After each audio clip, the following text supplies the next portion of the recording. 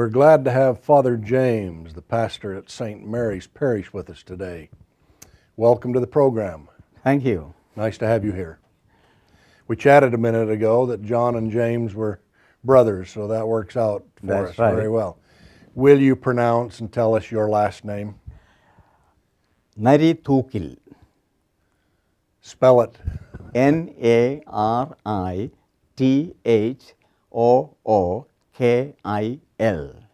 And where were you born and raised?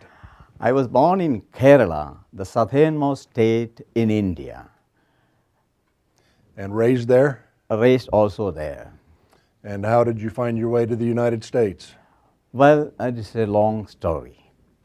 I had my schooling in Kerala, in my home state, and at the age of 18, after 12th grade, I joined the seminary. Then the seminary training went on for 12 long years, and I was ordained a priest in 1972. Then after that, I went for my higher studies in Islamic studies, comparative religion, in Aligarh Muslim University in North India. That university was founded by Sir Syed Ahmad Khan during the time of the British rule. And that was for the uplifting of the Muslim population in India, which was supposed to be not up to the mark compared to the Hindu population in economics, social status, and things like that. So after that, I came for my higher studies to continue the studies in Islamics to McGill University, Montreal, Canada. In 76 to 81, I was studying at McGill in Montreal. Then after my studies, I went back and I was teaching at the seminary in Bangalore. We have a very, very large major seminary for philosophy and theology in Bangalore. So I was teaching there for several years till 2008. I was the rector of the same seminary from 2002 to 2008. Then my term was over. Then I was told to come to Sacramento because the priest who was the pastor there, Father Isaac, had a transfer to Rome. So I had to take his place. So I opted and accepted the invitation and landed here in Sacramento. And how do you like Sacramento? Oh, wonderful. It's a beautiful place, a peaceful area, and I like the landscapes. I like everything here in Sacramento. Very mild weather, no extreme weather climate. I like Sacramento myself. Yeah. Do you speak French? A little bit, but now not, because that's the whole days while I was in Montreal. Of course, in Quebec, so naturally it is bilingual, English and French. But most of the time I was with the English-speaking community at McGill. So I didn't get much chance to pursue my studies in French. I knew a little bit. Were you raised in a Christian home? Yes, of course. It is a traditional Christian home. That goes back to the history of Christianity in India that started in 52 AD. One of the apostles, St. Thomas, landed in Kerala in South India in 52 AD, and then he accepted martyrdom in 72 AD in Mylapore, the neighboring state of Kerala, Tamil Nadu. So during those 20 years, he converted the high caste Hindus of the upper class. And he has, at that time, he converted nearly 12 famous families, and all the Christians or Catholics trace their origin to one of these families, the branches and sub-branches of it.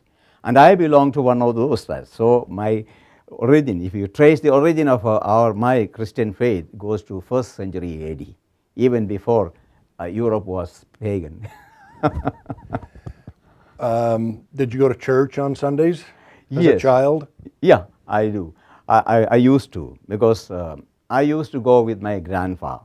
He was my mentor. He was such a nice person, a very devout, pious, and God-loving. So he never misses, not only Sunday, weekdays, every day, daily Mass. So I used to accompany him. And after going to the Mass daily in the morning, then you go to the school, the rest of the timetable follows. You said you joined the ministry at 18, but did you decide before that you wanted to do that? Yeah, even while I was a child, I had that great inclination to become a priest. The reason was there are a number of priests in our family. One of my uncle was a priest, and several cousins and several friends, and they used to visit our family very often. Then my grandfather had such a great devotion and love for the priests.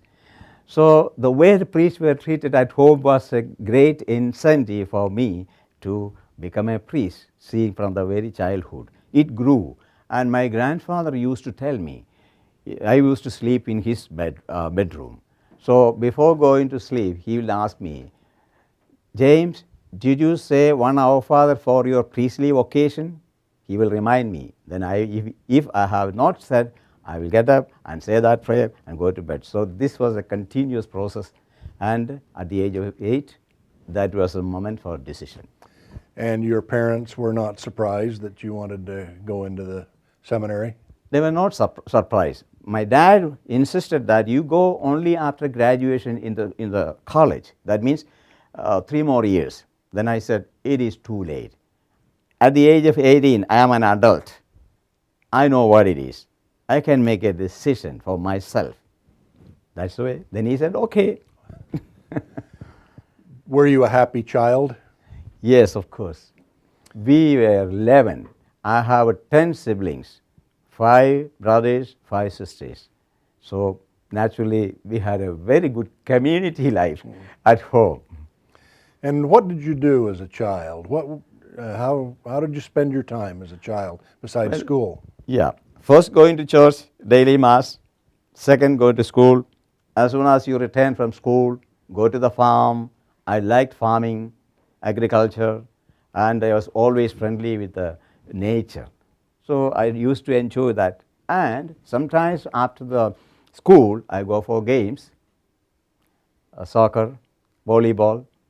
Yeah, these were the 2 games I was mostly interested in. Did you have a real good friend as a boy?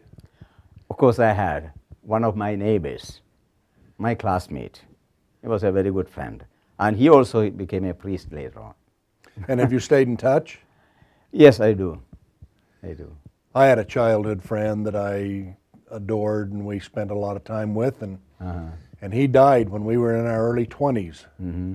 Got sick quite suddenly, and in a few weeks was dead. And I've missed him in my life growing up. We were really, really good friends as boys. Mm-hmm. Now let's talk about St. Mary's for a few minutes. Yeah. What are your routine duties there besides conducting Mass and those kinds of things? Yeah. We have got so many ministries attached to the parish. So many are volunteering for that. I'll be speaking to them, I'll be talking to them, I'll be praying with them, and also I make a house visit once in a while of the parishioners.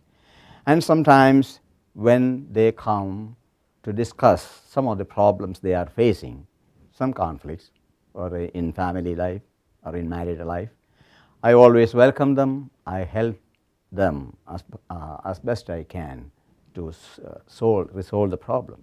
So that is very good kind of apostolate I'm doing here. Do you like visiting in the homes? Which one?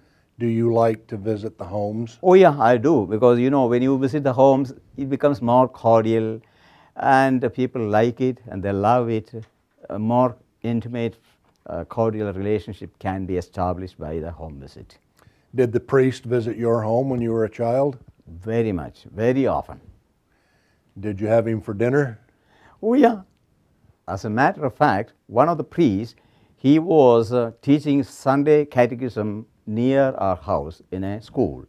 So every Sunday after the catechism, he had lunch with us every Sunday invariably. Was he from India? Yeah. And what about, were there British priests or? No more. No. No more. Because India got independence in 1947, August 15th, midnight. What about St. Mary's School? What's going on there? That's an important part of the campus and layout. Yeah, that's a wonderful question. I like it. St. Mary's School is supposed to be the best school in the Diocese of Sacramento for various reasons. The academic standard, the character formation, the relationship that exists between the teachers, the staff, the parents, and the students, and also with the pastor of the parish, and the kind of religious instructions training given there. I know pretty well the students in St. Mary's are really well established in the basic principles and sound principles of Catholic belief. And they do come for daily Mass in turn, 2 grades each, Monday through Thursday. So all the students will be attending at least one Mass during the weekdays. And I give you an instance. The accreditation group was making their survey and evaluation at the school. And on one occasion, while they were having a discussion in the Cabrini Center in the library, one of the students, a 2nd grade student, was just passing by the chapel. The door of the chapel of the school was open. And this student, looked into in the chapel, looked at the tabernacle and said, "Good morning, Jesus." And they were highly impressed, so spontaneous. That child believed that Jesus is present there and felt like telling Jesus, "You are there, I greet you." What a wonderful gesture. So that is significant. That symbolizes what a great training is given at St. Mary's. So I like it. Time to time I go and visit them in their classrooms, talk something about inspirational things. They like it and they love it. I visited one of those classrooms and I was impressed with the computer setup and the desks and what's going on in a variety of things at one time, and it looks like they're getting a really good education. Yeah, that's true. One of our children, when they were little, said to me one night, "Can Jesus fly?" And I said, "He can." "Well, where does he fly?" I said, "Well, probably a variety of places, I'm not sure." "Well, does he fly all by himself?" And I said, "No, sometimes he flies with Heavenly Father." He said, "Okay," and then he went out to play and went on.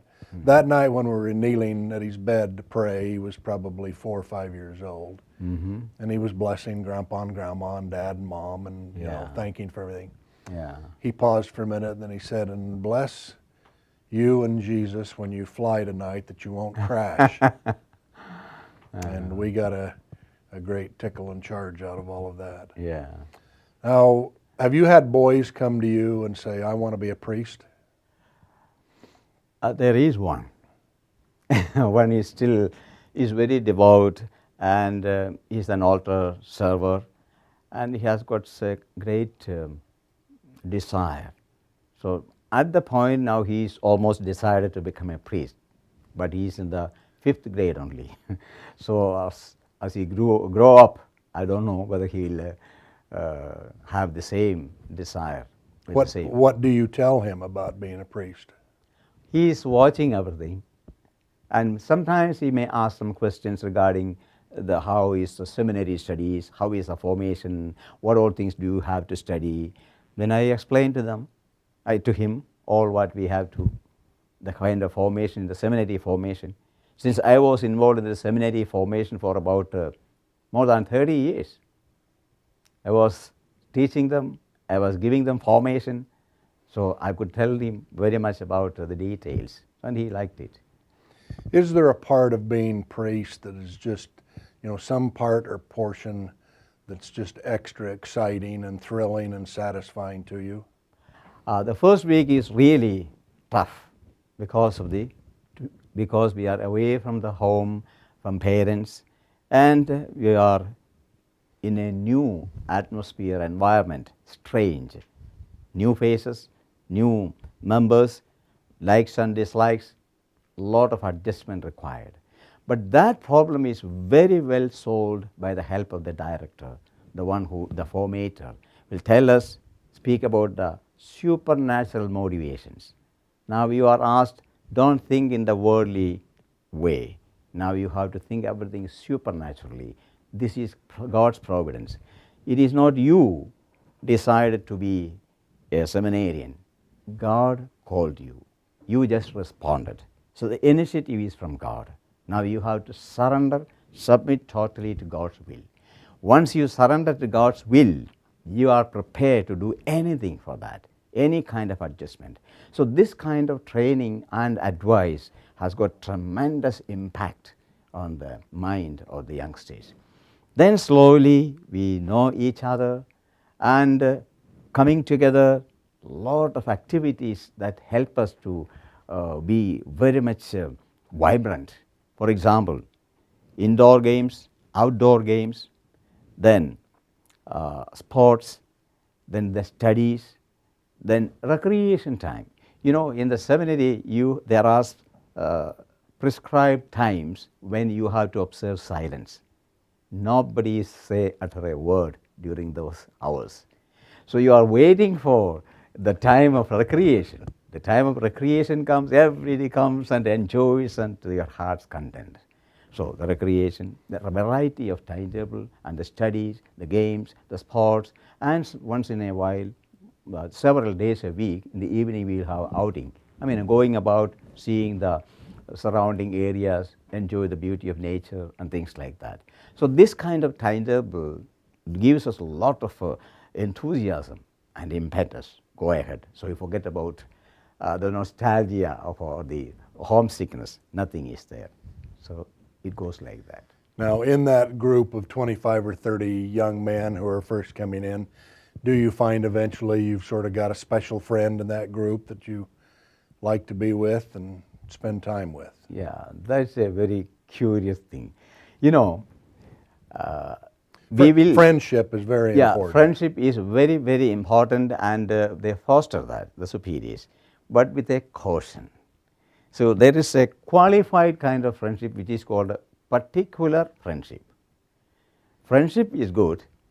It has got a negative tone. Particular friendship means you want to possess somebody as your own, exclusive, and you are not free with others like that. That can become dangerous eventually.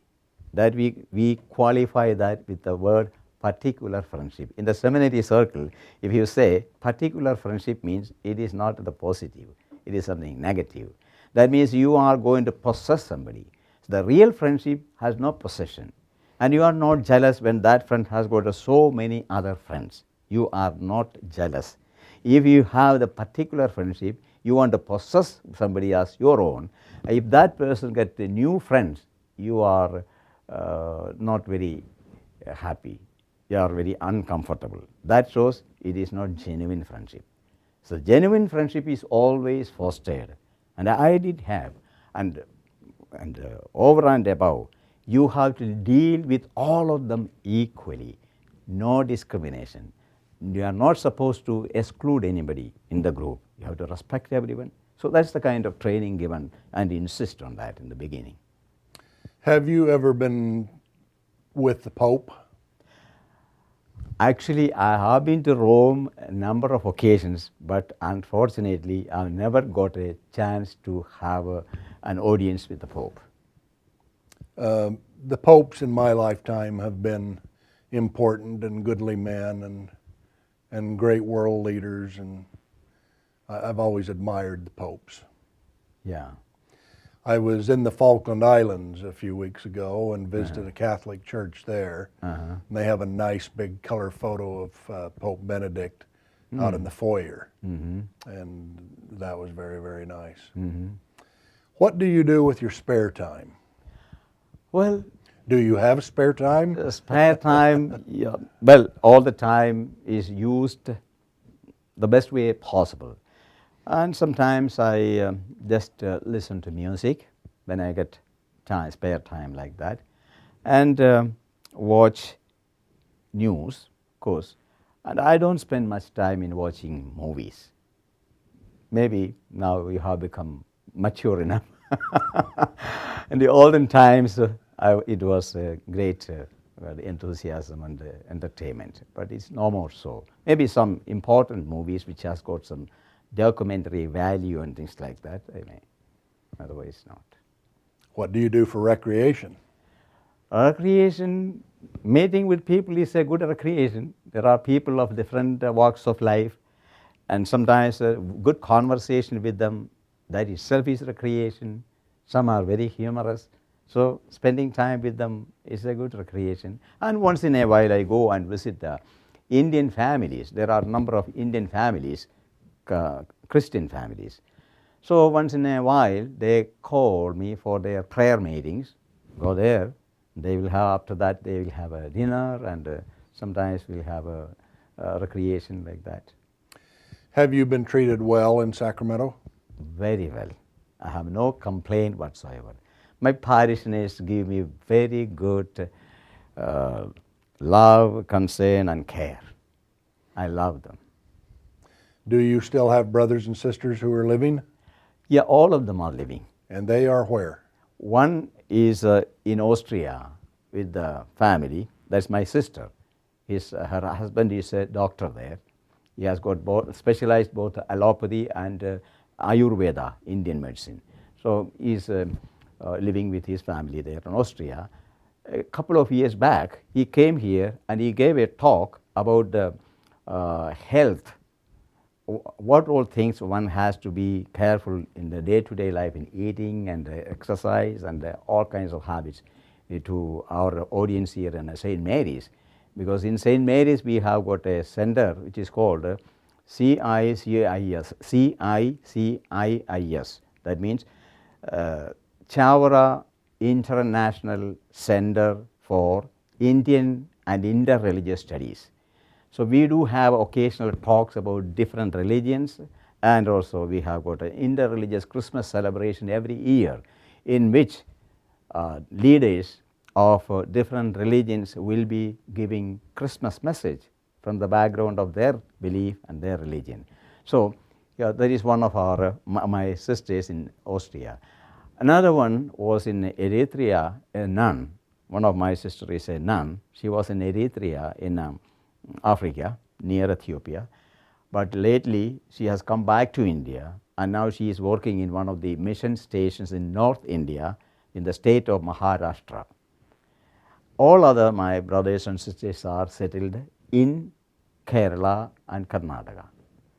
Are you able to email or? Oh yeah, we email, we speak through telephone, and every year I go for vacation. And when I go for vacation, the family from Austria and all other brothers and sisters will come together. We will have a family get together when I reach there. They organize it in such a way that when I am present there, they want to be there.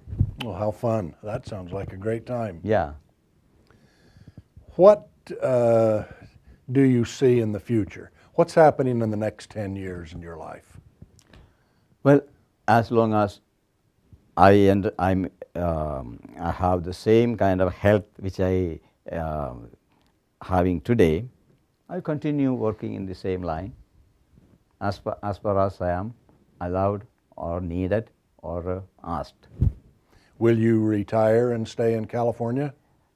No, because since I belong to a religious congregation, Carmelites of Mary Immaculate, we have to, when we retire, we have to go to our own houses or monasteries. We have got so many monasteries all over the world, mostly in India. So I belong to one of the provinces in India. So when I retire, I have to go and stay in our community. So all the priests, elderly priests, retired priests are well taken care of the community, because I don't belong to my family anymore. I belong to our religious order, Carmelites. So the other, just you go for a visit at home, but this is your real home. You are well taken care of. I don't have to worry about anything. Well, and we all are brothers and sisters all together. That's a nice thing. Yeah. We talked earlier about you like to read. Do you do some writing? Well, I used to write some articles, mostly about interreligious, about the relationship between Islam and Christianity. And I was teaching this particular subject in the seminary for 30 years, Islam. Sometimes people ask, how come a Catholic priest is teaching Islam in the seminary? Well, Islam is the second largest religion in the world. A Catholic priest should know, besides Christianity, the second largest religion, Islam, what are the tenets, the difference, the similarities between Islam and Christianity. So I specialized this subject in order to teach at the seminary, and in India I was teaching in several seminaries because very few Catholic priests specialized Islam. Now we have a fine Muslim community here in Sacramento. Yeah. Do you interface with them at all? Yeah, I do sometimes visit them for their meetings. Sometimes they come to our place, so I know some of them. Yeah. That's a good, important part of our community. Yeah. And we're happy to have them here. If you could wave a magic wand in the world and change something, what would that be? Well, bring people back to God, no matter which religion you belong to.